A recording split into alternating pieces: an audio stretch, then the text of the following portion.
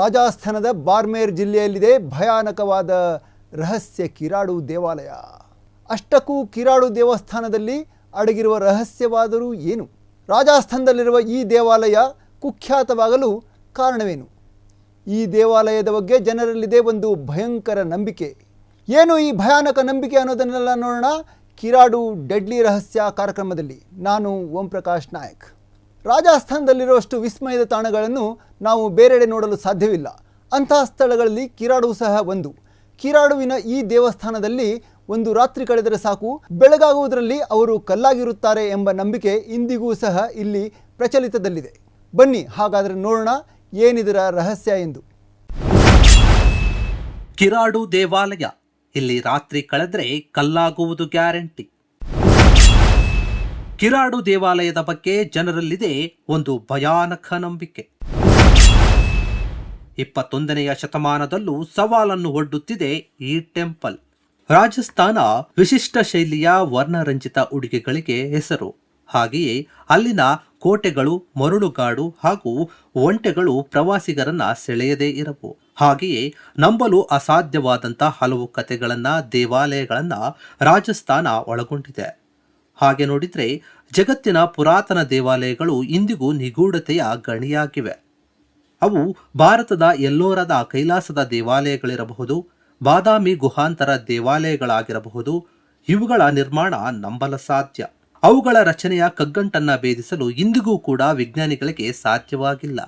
ಪುರಾತನ ಕಾಲದ ಯಾವುದೇ ದೇವಸ್ಥಾನಗಳನ್ನು ನೋಡಿದರೂ ಅವುಗಳನ್ನು ವಾಸ್ತು ಮತ್ತು ಖಗೋಳದ ಆಧಾರದ ಮೇಲೆ ನಿರ್ಮಿಸಲಾಗಿದೆ. ಅದು ಅಲ್ಲದೆ ರಾಜ ಮಹಾರಾಜರುಗಳು ತಮ್ಮ ಅಪಾರ ಸಂಪತ್ತನ್ನ ಶತ್ರುಗಳ ಕೈಗೆ ಸಿಗದಂತೆ ಅಡಗಿಸಲು ಇಂಥ ವಿಶಿಷ್ಟ ಶೈಲಿಯ ದೇವಸ್ಥಾನಗಳನ್ನ ನಿರ್ಮಿಸುತ್ತಿದ್ದರು. ಆದರೆ ವಿಶೇಷ ಅಂದ್ರೆ ತಾವು ಖಜಾನೆಯನ್ನ ತಲುಪಲು ಬೇರೊಂದು ದಾರಿಯ ನಿರ್ಮಾಣ ಮಾಡುತ್ತಿದ್ರು. ಇವೆಲ್ಲ ಬೇಕಂತಲೇ ನಿರ್ಮಿಸುತ್ತಿದ್ದ ದೇವಾಲಯಗಳ ಮಾತಾಯಿತು. ಆದರೆ ರಾಜಸ್ಥಾನದ ಕಿರಾಡು ಎನ್ನುವ ಸ್ಥಳದಲ್ಲಿರುವಂತಹ ಒಂದು ದೇವಸ್ಥಾನವಿದೆ. ಅದು ಇಂಥ ಯಾವುದೇ ಶೈಲಿಗಾಗಿ ಪ್ರಖ್ಯಾತಿಯಾಗಿಲ್ಲ. ಇದು ಪ್ರಖ್ಯಾತ ಅಥವಾ ಕುಖ್ಯಾತವಾಗಿರೋದು ಜನ ಈ ದೇವಸ್ಥಾನದ ಬಗ್ಗೆ ಹೊಂದಿರುವಂತಹ ಒಂದು ಭಯಂಕರ ನಂಬಿಕೆಯಿಂದಾಗಿ. ಈ ಜಾಗಗಳ ಬಗ್ಗೆ ಸ್ಥಳೀಯರು ಹೇಳ್ತಾರೆ. ಹೀಗೆ ಜನರು ಅದರ ಭಯಾನಕ ಘಟನೆಗಳಿಂದಾಗಿ ನಂಬುವಂತಹ ಸ್ಥಳವೇ ರಾಜಸ್ಥಾನದಲ್ಲಿರುವಂತಹ ಕಿರಾಡು ಎನ್ನುವ ಸ್ಥಳ. ಈ ದೇವಸ್ಥಾನದಲ್ಲಿ ಒಂದು ರಾತ್ರಿ ಕಳೆದವರು ಬೆಳಗಾಗುವುದರೊಳಗೆ ಕಲ್ಲಿನ ಮೂರ್ತಿಗಳಾಗಿ ಬಿಡುತ್ತಾರೆ ಎಂಬ ಭಯಾನಕ ನಂಬಿಕೆ ಇದೆ. ಇಂತಹ ಕಥೆಗಳನ್ನು ನೀವು ಹಳೆಯ ಕಾಲದ ಮಾಂತ್ರಿಕರ ಕಥೆಗಳಲ್ಲಿ ಕೇಳಿರ್ತೀರಿ. ಹಾಂತಿಮ್ ತಾಯ್ ಅಥವಾ ರತ್ನದುರ್ಗದ ರಹಸ್ಯ ಇಂತಹ ಕಥೆಗಳ ಚಿತ್ರಗಳಲ್ಲಿ ಈ ರೀತಿಯ ಮನುಷ್ಯ ಕಲ್ಲಾಗುವ ದೃಶ್ಯಗಳನ್ನ ನೋಡಿರ್ತೀರಿ. ಆದರೆ ಅದೆಲ್ಲ ದಶಕಗಳ ಹಿಂದಿನ ಚಿತ್ರಗಳ ಮಾತಾಯಿತು. ಆದರೆ ನಿಮಗೆ ಇಂದಿನ 21ನೇ ಶತಮಾನದಲ್ಲಿಯೂ ಸಹ ಇಂತಹ ಒಂದು ಸವಾಲನ್ನು ಒಡ್ಡುವ ದೇವಾಲಯವಿದೆ. ಈ ದೇವಾಲಯವನ್ನ ಶಾಪಗ್ರಸ್ತ ದೇವಾಲಯವೆಂದೇ ಕರೆಯಲಾಗುತ್ತೆ. ಹಾಗಾದರೆ ಯಾವುದೀ ಶಾಪಗ್ರಸ್ತ ದೇವಾಲಯ? ಆ ದೇವಾಲಯದ ರಹಸ್ಯವಾದರೂ ಏನು? ರಾಜಸ್ಥಾನದ ಮರಳುಗಾಡು ಹಗಲಿನಲ್ಲಿ ಎಷ್ಟು ಹೊಳೆಯುತ್ತದೆಯೋ ರಾತ್ರಿ ಆಗ್ತಿದ್ದಂತೆ ಕತ್ತಲಿನಲ್ಲಿ ಮುಳುಗಿ ನಿಗೂಢವಾಗುತ್ತೆ, ನಿಶ್ಶಬ್ದವಾಗುತ್ತೆ. ಇಂಥದ್ದೇ ಒಂದು ನಿಶ್ಶಬ್ದ ಜಿಲ್ಲೆ ರಾಜಸ್ಥಾನದ ಬಾರ್ಮೇರ್. ಹಲವು ವರ್ಷಗಳ ಕಾಲ ಈ ಜಿಲ್ಲೆಯ ಬಗ್ಗೆ ಯಾರಿಗೂ ಕೂಡ ಇಂತಹ ಕುತೂಹಲ ಇರಲಿಲ್ಲ. ಇದರ ಬಗ್ಗೆ ತಿಳಿದುಕೊಳ್ಳುವ ಕೌತುಕವೂ ಇರಲಿಲ್ಲ. ಆದರೆ ಇಂದು ಇಲ್ಲಿಗೆ ಪ್ರಪಂಚದ ಮೂಲೆ ಮೂಲೆಗಳಿಂದ ಪ್ರವಾಸಿಗರು ಬರ್ತಿದ್ದಾರೆ. ಇದಕ್ಕೆ ಕಾರಣವೇ ಇಲ್ಲಿರುವಂತಹ ಕಿರಾಡು ದೇವಾಲಯ. ಬಾರ್ಮೇರ್ನಿಂದ 30 ಕಿಲೋಮೀಟರ್ಗಳಷ್ಟು ದೂರದಲ್ಲಿ ಒಂದು ಸಣ್ಣ ಕಿರಾಡು ಎಂಬ ಗ್ರಾಮವಿದೆ. ಆ ಪುಟ್ಟ ಗ್ರಾಮದಲ್ಲಿ ಒಂದು ದೇವಾಲಯವಿದೆ. ಅದೇ ಈ ಹಳ್ಳಿಯ ಹೆಸರಿನಿಂದಲೇ ಪ್ರಖ್ಯಾತವಾಗಿರುವಂತಹ ಕಿರಾಡು ದೇವಾಲಯ. ಈ ದೇವಾಲಯದ ಬಳಿ ಬರಲು ಇಂದು ಪ್ರತಿಯೊಬ್ಬರು ಕೂಡ ಹಿಂಜರಿತಾರೆ. ಇದರ ಹೆಸರು ಕೇಳಿದ್ರೆ ಸಾಕು ಸ್ಥಳೀಯರ ಮುಖದ ಮೇಲೆ ಒಂದು ಭಯದ ಗೆರೆ ಕಾಣಿಸಿಬಿಡುತ್ತೆ. ಸ್ಥಳೀಯರ ಹಲವು ಕಥೆಗಳ ಪ್ರಕಾರ ಬಾರ್ಮೇರ್ನ ಈ ಐತಿಹಾಸಿಕ ದೇವಾಲಯ ಶಾಪಗ್ರಸ್ತವಾಗಿದೆ ಎಂದು ಹೇಳಲಾಗುತ್ತೆ. ಈ ದೇವಾಲಯದ ಗೋಡೆಯ ಮೇಲಿರುವ ಶಿಲ್ಪಕಲೆಗಳು ಇಲ್ಲಿಗೆ ದೇಶ ವಿದೇಶಗಳಿಂದ ಬರುವಂತಹ ಪ್ರವಾಸಿಗಳನ್ನ ಚಕಿತರನ್ನಾಗಿಸುತ್ತದೆ. ಅಷ್ಟೇ ಅಲ್ಲ, ಈ ದೇವಾಲಯದ ಶಾಪದ ಬಗ್ಗೆ ಇರುವಂತಹ ಕಥೆಗಳು ಕೂಡ ಕುತೂಹಲವನ್ನು ಉಂಟು ಮಾಡ್ತಾ ಇದೆ. ಈ ಕಿರಾಡು ದೇವಾಲಯದಲ್ಲಿ 5 ಗರ್ಭಗುಡಿಗಳಿವೆ.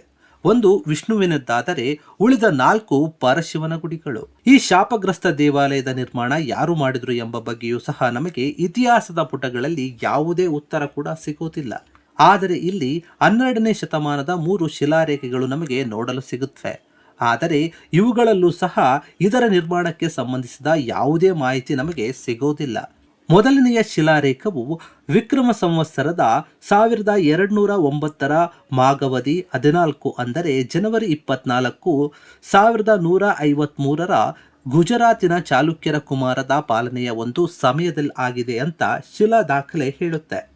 ಕಿರಾಡುವಿನ ಈ ಭವ್ಯ ದೇವಾಲಯ ಕಲೆಯೇ ಬಿಡಾಗಿದ್ದರೂ ಸಹ ಇಲ್ಲಿಗೆ ಜನರು ಬರಲು ಹೆದರಿಕೊಳ್ಳುವುದು ಇಂದಿಗೂ ನಡೆದಿದೆ. ಈ ದೇವಾಲಯದ ಮೇಲಿನ ಶಾಪದ ಕಾರಣದಿಂದಾಗಿಯೇ ಜನರು ಇಲ್ಲಿಗೆ ಬರಲು ಹೆದರಿಕೊಳ್ಳುತ್ತಾರೆ ಎಂದು ಹೇಳಲಾಗುತ್ತದೆ. ಹಾಗಾದರೆ ಏನು ಈ ಶಾಪ? ಜನರಿಗೆ ಯಾವುದರ ಬಗ್ಗೆ ಭಯ ತೋರಿಸ್ತೀವಿ ನೋಡಿ. ಆ ಸನ್ಯಾಸಿಯ ಭಯಂಕರ ಶಾಪ. ಸೂರ್ಯಾಸ್ತದ ನಂತರ ಉಳಿದ್ರೆ ಕಷ್ಟ. ನಿಜ, ಸೂರ್ಯಾಸ್ತದ ನಂತರ ಈ ದೇಗುಲದಲ್ಲಿಯೇ ಉಳಿದ್ರೆ ಜನ ಕಲ್ಲಾಗಿ ಮಾರ್ಪಾಡಾಗ್ತಾರೆ ಎಂಬ ಗಾಢ ನಂಬಿಕೆ ಇದೆ. ಇದಕ್ಕೆ ಕಾರಣ ಓರ್ವ ಸನ್ಯಾಸಿಯ ಶಾಪವಂತೆ. ಅದೇನು ಎಂಬುದನ್ನ ವಿವರವಾಗಿ ಹೇಳ್ತೀವಿ ನೋಡಿ. ಕಿರಾಡುವಿನಲ್ಲಿರುವ ಮತ್ತೊಂದು ಶಿಲಾಶಾಸನ ಪತ್ತೆಯಾಗಿದೆ. ಇದು 1218ರಲ್ಲಿ ಕೆತ್ತಿದ ಶಾಸನವಾಗಿದೆ. ಇದರಲ್ಲಿ ಮಹಾರಾಜ ಸಿಂಧು ಮಹಾರಾಜನಿಂದ ಹಿಡಿದು ಸೋಮೇಶ್ವರವರೆಗಿನ ವಂಶಾವಳಿಯ ಬಗ್ಗೆ ತಿಳಿಸಲಾಗಿದೆ.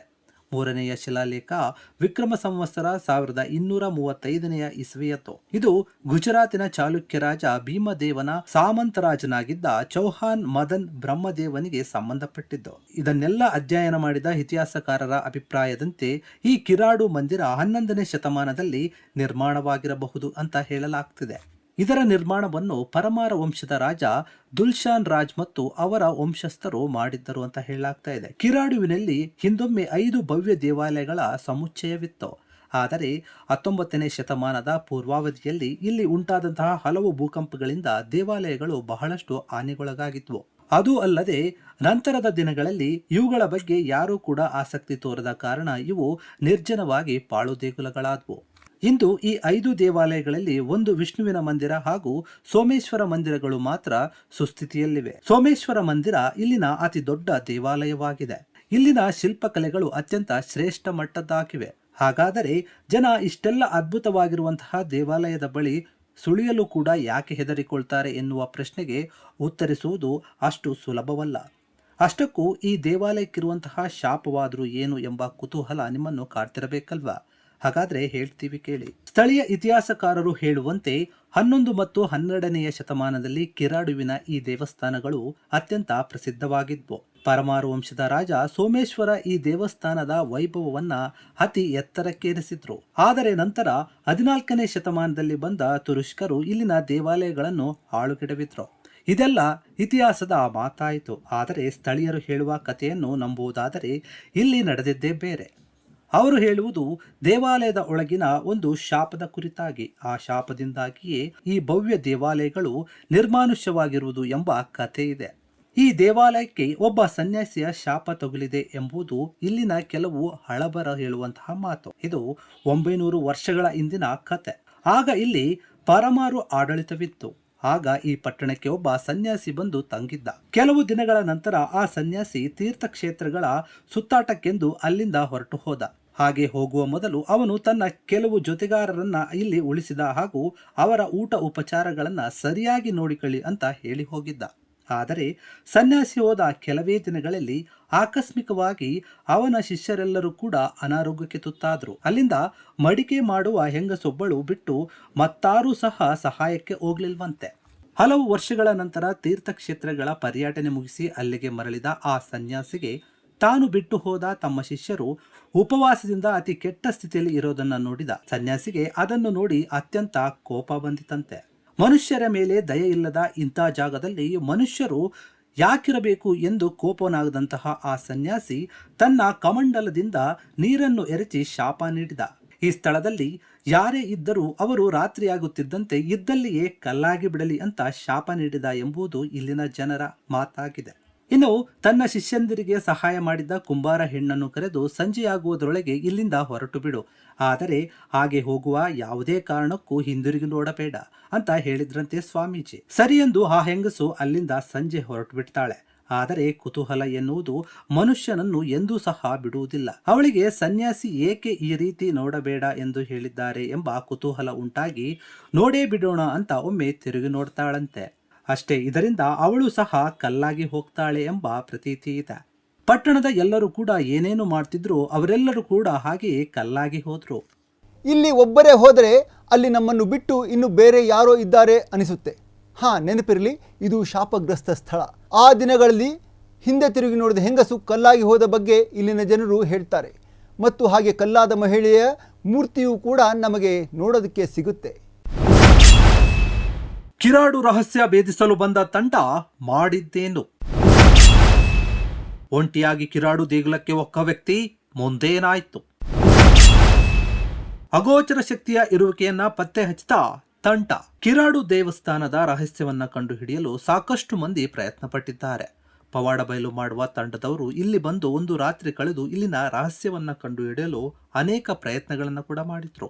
ಆದರೆ ಅವರ ಈ ಪ್ರಯತ್ನಗಳಿಗೆ ಯಶಸ್ಸು ಸಿಗಲಿಲ್ಲ. ಬಹುಶಃ ಇದಕ್ಕೆ ಕಾರಣ ನಮ್ಮ ಮನಸ್ಸಿನಲ್ಲಿ ನಾವು ಚಿಕ್ಕ ವಯಸ್ಸಿನವರಿದ್ದಾಗಲಿಂದಲೇ ಬೀಡು ಬಿಟ್ಟಿರುವಂತಹ ದೆವ್ವ ಅಥವಾ ದೇವರ ಕಲ್ಪನೆಗಳಿರಬಹುದು. ಏನೂ ಇಲ್ಲದಿದ್ದರೂ ನಮ್ಮ ತಲೆಯಲ್ಲಿರುವಂತಹ ದೆವ್ವದ ಕಲ್ಪನೆ ನಮಗೆ ಇಲ್ಲದಿದ್ದರೂ ಕೂಡ ಇದ್ದಂತೆ ಕಾಣುತ್ತೆ. ಇಲ್ಲಿಯೂ ಹೀಗೆ ಈ ದೇವಸ್ಥಾನದ ರಹಸ್ಯ ಕಂಡುಹಿಡಿಯಲು ಜೈ ಅಲಾನಿ ಮತ್ತು ಅವರ ತಂಡ ಪ್ರಯತ್ನ ಪಟ್ಟಿತ್ತು.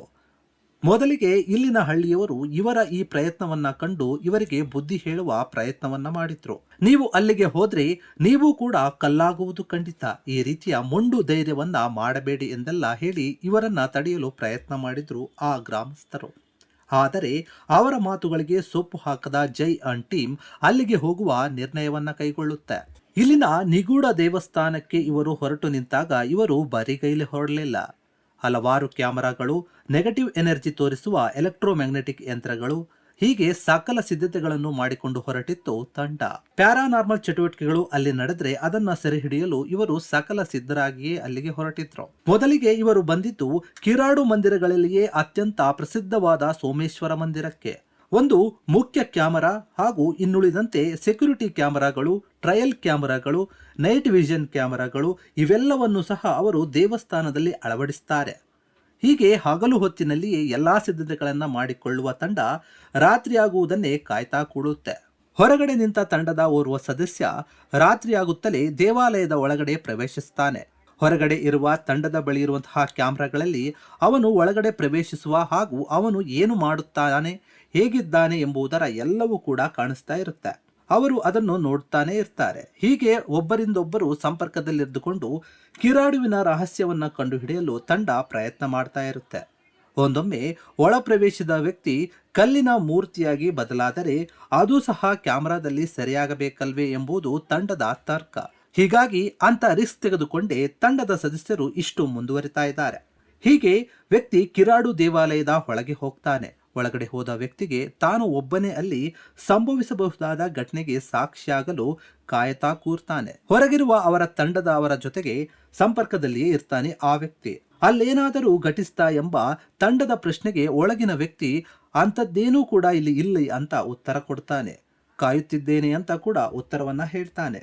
ಹೊರಗೆ ಅವನನ್ನು ಟ್ಯಾಬ್ನಲ್ಲಿ ನೋಡುತ್ತಾ ಅವನನ್ನು ಟ್ರ್ಯಾಕ್ ಮಾಡುತ್ತಿದ್ದ ತಂಡದ ಒಳಗೆ ಅವನ ಸುತ್ತ ಅಂತಹ ಯಾವುದಾದರೂ ಒಂದು ವಿಚಿತ್ರ ಘಟನೆ ನಡೆದ್ರೆ ಅದನ್ನು ನಮ್ಮ ಕ್ಯಾಮೆರಾದಲ್ಲಿ ರೆಕಾರ್ಡ್ ಮಾಡಲು ಕಾಯ್ತಿದ್ದೇವೆ ಅಂತ ಕೂಡ ಕೆಲವರು ಹೇಳ್ತಾ ಇರ್ತಾರೆ. ಸುತ್ತಮುತ್ತಲಿನ ಹಳ್ಳಿಯವರ ನಂಬಿಕೆಯಂತೆ ಅಂತ ಯಾವುದಾದರೂ ಘಟನೆ ಅಥವಾ ವ್ಯಕ್ತಿ ಕಲ್ಲಾಗಬೇಕಾದರೆ ಒಳಗಡೆ ಒಬ್ಬನೇ ವ್ಯಕ್ತಿ ಇರಬೇಕು. ಹೀಗಾಗಿ ತಂಡದಿಂದ ಬೇರ್ಪಟ್ಟು ವ್ಯಕ್ತಿ ಒಳಗಡೆ ಒಬ್ಬನೇ ಹೋಗಿದ್ದ. ಹೀಗೆ ಸುಮಾರು ಸಮಯ ಒಳಗಡೆ ಕಳೆದ ವ್ಯಕ್ತಿ ನಂತರ ಹೊರಗಡೆ ಬಂದು ಇಲ್ಲಿಯವರೆಗೂ ಅಂಥದ್ದೇನೂ ಜರುಗಿಲ್ಲ. ಆದರೆ ರಾತ್ರಿ ಕಳೆದು ಬೆಳಗಾಗಲು ಇನ್ನೂ ತುಂಬಾನೇ ಸಮಯವಿದೆ. ಈಗ ನಾವಿಲ್ಲೇ ಇದ್ದು ಒಳಗಡೆ ಏನು ನಡೆಯಬಹುದು ಅನ್ನೋದನ್ನ ಕ್ಯಾಮರಾದಲ್ಲಿ ನೋಡೋಣ ಅನ್ನುತ್ತಾನೆ. ಆಗಲೇ ಅಲ್ಲಿ ಒಂದು ರೀತಿಯಾದಂತಹ ವಿಚಿತ್ರವಾದ ಶಬ್ದ ಕೇಳಿ ಬರುತ್ತೆ. ಈ ಶಬ್ದ ಏನಿರಬಹುದು ಎಂದು ತಂಡದವರು ತಮ್ಮಲ್ಲೇ ಮಾತನಾಡಿಕೊಳ್ತಾರೆ. ಒಳಗಡೆ ಹೋಗುವ ತಂಡ ಯಂತ್ರದಿಂದ ಅಲ್ಲಿನ ತಾಪಮಾನವನ್ನ ಅಳಿತಾರೆ. ಆದರೆ ಇಂತಹ ದೇವಸ್ಥಾನಗಳಲ್ಲಿ ತಾಪಮಾನ ಒಂದೆಡೆಗಿಂತ ಮತ್ತೊಂದೆಡೆಗೆ ವಿಭಿನ್ನವಾಗಿರುವುದು ಸಾಮಾನ್ಯವೆಂಬುದು ತಂಡದ ಅಭಿಪ್ರಾಯ. ಏಕೆಂದರೆ ಇಡೀ ದಿನ ಬಿಸಿಲಿನಲ್ಲಿ ಕಾದಿರುವಂತಹ ಶಿಲೆಗಳು ಒಳಗಿರುವಂತಹ ಇತರ ಶಿಲೆಗಳಿಗಿಂತ ಹೆಚ್ಚು ಬಿಸಿಯಾಗಿರುತ್ತವೆ. ಹೀಗೆ ತಾಪಮಾನ ಹೆಚ್ಚಾದ ತಕ್ಷಣ ನಾವು ಅಲ್ಲಿ ನೆಗೆಟಿವ್ ಎನರ್ಜಿ ಅಥವಾ ಯಾವುದೋ ಶಕ್ತಿ ಇದೆ ಎನ್ನಲಾಗುವುದಿಲ್ಲ. ಆಗಲೇ ಅವರ ಯಂತ್ರ ಒಂದೇ ಸಮನೆ ಶಬ್ದ ಮಾಡಲಾರಂಭಿಸುತ್ತೆ. ಒಳಗಡೆ ಎಲ್ಲೆಡೆಯೂ ಕೂಡ ವಿಗ್ರಹಗಳಂತಹ ವಾತಾವರಣ ಇರುವುದರಿಂದ, ಎಲ್ಲೆಡೆಯೂ ಮುಚ್ಚಲ್ಪಟ್ಟಿರುವುದರಿಂದ ಹಾಗೂ ಅಲ್ಲಿ ಬಾವಲಿಗಳು ಸಹ ಇರುವುದರಿಂದ ರೇಡಿಯೋ ಫ್ರೀಕ್ವೆನ್ಸಿ ಇಲ್ಲಿ ಹೆಚ್ಚಾಗಿ ಶಬ್ದ ಬರ್ತಿರಬಹುದು ಅಂತ ತಂಡದವರು ಸಾಮಾನ್ಯವಾಗಿ ಭಾವಿಸ್ತಾರೆ. ಇಡೀ ತಂಡದ ಆ ವಿಚಿತ್ರ ಮತ್ತು ಅನೂಹ್ಯ ಶಬ್ದಕ್ಕೆ ಹೆದರಿ ಅಲ್ಲಿಂದ ಹೋಗಲು ಮುಂದಾಗ್ತಾರೆ. ಜನ ಇಂತಹ ಸ್ಥಳಕ್ಕೆ ಬಂದಾಗ ಮೊದಲೇ ಅವರ ಮನಸ್ಸಿನಲ್ಲಿ ಅಲ್ಲಿರಬಹುದಾದಂತಹ ಅತೀಂದ್ರಿಯ ಶಕ್ತಿಯ ಬಗ್ಗೆ ಹೆದರಿಕೆ ಇರುತ್ತೆ. ಅಲ್ಲಿರುವ ಅಗೋಚರ ಶಕ್ತಿ ನಮಗೇನಾದರೂ ಮಾಡುತ್ತೆ ಅಥವಾ ನಮಗೆ ಕಾಣುತ್ತೆ ಎಂಬ ಅವರ ಮೈಂಡ್ ಸೆಟ್ ಅವರಿಗೆ ಇರೋದ್ರಿಂದ ಒಂದು ಸಣ್ಣ ಘಟನೆ ನಡೆದರೂ ಸಹ ಅವರಿಗೆ ದೊಡ್ಡದಾಗಿ ಕಾಣಿಸುತ್ತೆ. ಆದರೆ ಕಡೆಗೂ ತಂಡಕ್ಕೆ ಒಳಗೆ ಅಂತಹ ಯಾವುದೇ ಒಂದು ಅಗೋಚರ ಶಕ್ತಿ ಇದೆ ಇಲ್ಲವೋ ಎನ್ನುವುದು ಖಚಿತವಾಗಲಿಲ್ಲ. ಆದರೆ ಯಂತ್ರದಲ್ಲಿ ಬಂದಂತಹ ಶಬ್ದ, ಅಲ್ಲಿನ ಬದಲಾಗುತ್ತಿರುವಂತಹ ತಾಪಮಾನದ ಬಗ್ಗೆ ಮಾತ್ರ ತಂಡದಲ್ಲಿ ಒಮ್ಮತ ಮೂಡುವುದಿಲ್ಲ. ಹೀಗಾಗಿ ಕಿರಾಡುವಿನ ರಹಸ್ಯವಾಗಿಯೇ ಉಳಿದಿದೆ. Special ಡೆಸ್ಕ್ನಿಂದ Om Prakash Nayak, freedom TV. ಹಲವು ರಹಸ್ಯಗಳ ತಾಣವಾಗಿರುವ ಕಿರಾಡು ದೇವಾಲಯದ ರಹಸ್ಯವನ್ನು ಇಂದಿಗೂ ಸರಿಯಾಗಿ ಕಂಡುಹಿಡಿಯಲು ಸಾಧ್ಯವಾಗಿಲ್ಲ. ಎಂದಾದರೂ ನೀವು ಈ ಕಿರಾಡುವಿನ ರಹಸ್ಯವನ್ನು ಕಂಡುಹಿಡಿಯಲು ಪ್ರಯತ್ನಿಸಿದರೆ ಜೋಧಪುರಕ್ಕೆ ಅಥವಾ ಬಾರ್ಮೇರಿಗೆ ಹೋಗಿ ಅಲ್ಲಿಂದ ಕಿರಾಡುವಿಗೆ ಹೋಗಿ. ಹುಷಾರ್, ಒಬ್ಬರೇ ಹೋಗಿ ಕಲ್ಲಾದರೆ ನಾವು ಜವಾಬ್ದಾರಿ ಇಲ್ಲ. ಇದಾಗಿತ್ತು ಇಂದಿನ ಫ್ರೀಡಂ ಸ್ಪೆಷಲ್. ನೋಡ್ತಾ ಇರಿ ಫ್ರೀಡಂ ಟಿವಿ, ಇದು ಜನಸಾಮಾನ್ಯರ ಶಕ್ತಿ. ಕ್ಷಣ ಕ್ಷಣದ ಸುದ್ದಿಗಳಿಗಾಗಿ ಫ್ರೀಡಂ ಟಿವಿ ಸಬ್ಸ್ಕ್ರೈಬ್ ಮಾಡಿ, ಲೈಕ್ ಮಾಡಿ ಹಾಗೂ ಫಾಲೋ ಮಾಡಿ. ಹೊಸ ಸುದ್ದಿಗಳ ನೋಟಿಫಿಕೇಶನ್ಗಾಗಿ ಬೆಲ್ ಐಕಾನ್ ಮೇಲೆ ಕ್ಲಿಕ್ ಮಾಡಿ.